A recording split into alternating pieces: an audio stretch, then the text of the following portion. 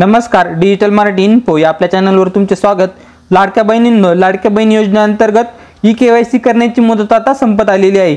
थोडेच दिवस शिल्लक आहे। लवकरात लवकर आपली ई-केवायसी करून घ्या। ई-केवायसी तुम्ही तुमच्या मोबाईलमधून करू शकता। मोबाईलमधून केवायसी कशी करायची या व्हिडिओच्या माध्यमातून आपण पाहणार आहे।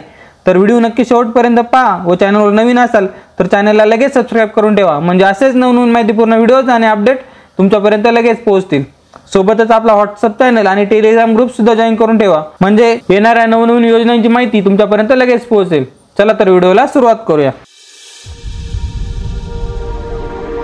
केवायसी करण्यासाठी मोबाईलमध्ये गूगल ओपन करायचे आहे। ओपन केल्यानंतर सर्च करा लाडकी बहीण। लाडकी बहीण असे सर्च केल्यानंतर तुमच्या समोर पहिलीच वेबसाईट दिसेल, ई-केवायसी मुख्यमंत्री माझी लाडकी बहीण। या वेबसाईट वरती क्लिक करायचं आहे। वेबसाईट वरती क्लिक केल्यानंतर तुमच्या समोर एक पेज ओपन होईल। या ठिकाणी तुम्हाला लाडक्या बहिणीचा आधार क्रमांक टाकायचा आहे। त्यानंतर खाली दिलेला जो काही कॅप्चा कोड आहे तो जसाचा तसा या ठिकाणी टाकायचा आहे आणि मी सहमत आहे या ठिकाणी टिक करून ओटीपी पाठवा या ऑप्शन वरती क्लिक करायचं आहे। ओटीपी पाठवा यावरती क्लिक केल्यानंतर आधार कार्डला जो काही मोबाईल नंबर लिंक असेल त्यावरती एक ओटीपी येईल। तो ओटीपी तुम्हाला या बॉक्स मध्ये टाकायचा आहे आणि सबमिट करा या ऑप्शन वरती क्लिक करायचं आहे। सबमिट केल्यानंतर या ठिकाणी लाभार्थ्यांच्या वडिलांचे किंवा पतीचे आधार क्रमांक टाकायचे आहे। आधार क्रमांक टाकल्यानंतर या ठिकाणी जो कॅप्चा कोड दिलेला आहे तो जसाचा तसा या ठिकाणी टाकायचा आहे आणि मी सहमत आहे यावरती टिक करून ओटीपी पाठवा यावरती क्लिक करायचं आहे। ओटीपी पाठवा यावरती क्लिक केल्यानंतर तुमच्या वडिलांच्या किंवा पतीच्या आधार क्रमांकाला जो काही मोबाईल नंबर लिंक असेल त्यावरती एक ओटीपी येईल। तो ओटीपी या ठिकाणी टाकायचा आहे।